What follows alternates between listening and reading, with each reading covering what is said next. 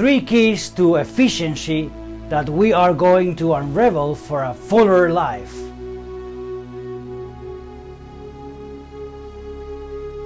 Welcome, I'm David.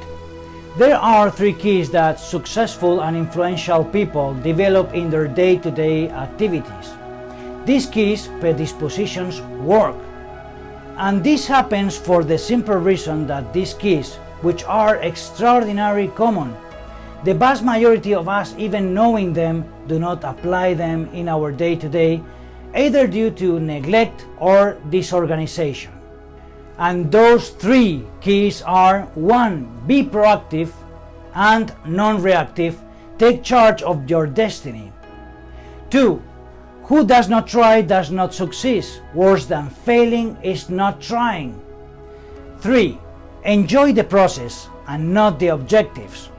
Walker, there is no path. The path is made by walking. First key, be proactive and non-reactive. Take the reins of your destiny. Start the day proactive and not reactive to the external stimuli.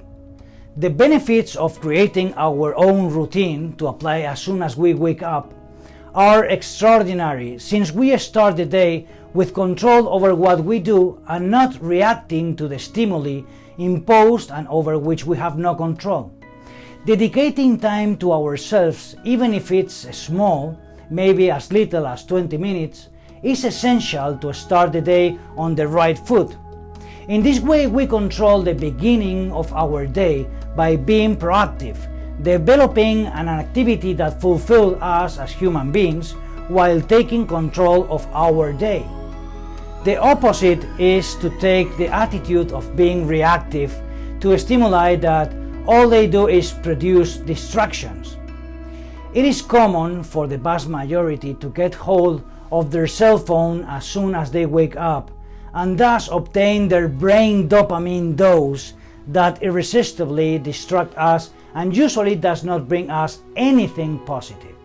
Thus, our phone can become our greatest enemy in the morning. On the contrary, there are people who, knowing that the first minutes of the day are vital for the course of their day, decide to invest their precious time in doing an activity that fulfills them as human beings. For example, dedicating time to sports or meditating, maybe spending time having breakfast with their family, etc. The second key is: who does not try does not succeed. We all remember the phrase, worse than failing is not trying. There is something common in all people who have achieved success, and it is that their ultimate goal is to avoid having the regret, the things they didn't do because they lacked the courage, the will, and the power of decision at the right time. People regret more than what they have not done than what they have done and what went wrong, since this world is a world of action. But let's go down into our immediate world, that is the business world. Since this is a world of professionals, a world of action, this induces us to have to act, to take risks followed by uncertainty without knowing if they will result in success or failure. But even at the risk of failure, we have to be aware that based on everything said above, our professional world is a world in which we have been chosen, each one of us in their position, not to be still but to take action, always in the hope that they are accurate and positive. Thus, de-dramatize our successes and failures. If you can meet with triumph and disaster and treat those two impostors just the same, said Rudyard Kipling, acquired a better overall perspective, since it is possible to achieve more by doing less if that less is of higher quality. The problem comes when there is someone who does more and of higher quality than us, and this could be our competition. In any case, let us remember a reality, which is that worse than failing is not having tried. The third key is enjoying the process and not the objectives. Walker, there is no path, the path is made by walking. The slogan here is simple. Focus more on the process than on the achievement or the objective. In the evolution, in the development of organizations, it goes from phase 1, indifferentiation, to phase 2, differentiation, to phase 3, integration, which is the positive destiny of organizations. But phase 3 of integration is not an station to which we must simply arrive. If someone says, I'm already in phase 3, they may not have arrived yet and are still in phase 2 or even in phase 2 crisis. Because phase 3 of integration is not a fixed station, but a continuous process in continuous positive evolutionary movement. There are things in life that we can control, but at the same time there are also things that are beyond our control.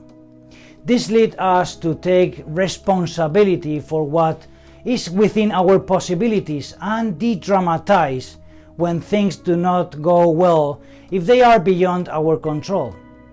No one is perfect and we can all improve. That's the personal development goal. Let's remember the phrase, we all have a place for improvement. The pursuit of rapid achievement of our objectives may well cancel what we have proposed for the future. Concentrate more on the next step to take and spend less time in the illusion that it will happen when we have achieved what we have set out to do. Become aware of this.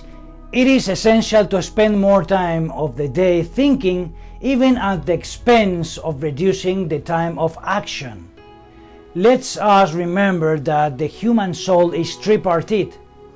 We have this thinking rooted in our brain and that spreads throughout our organism throughout the nerve endings.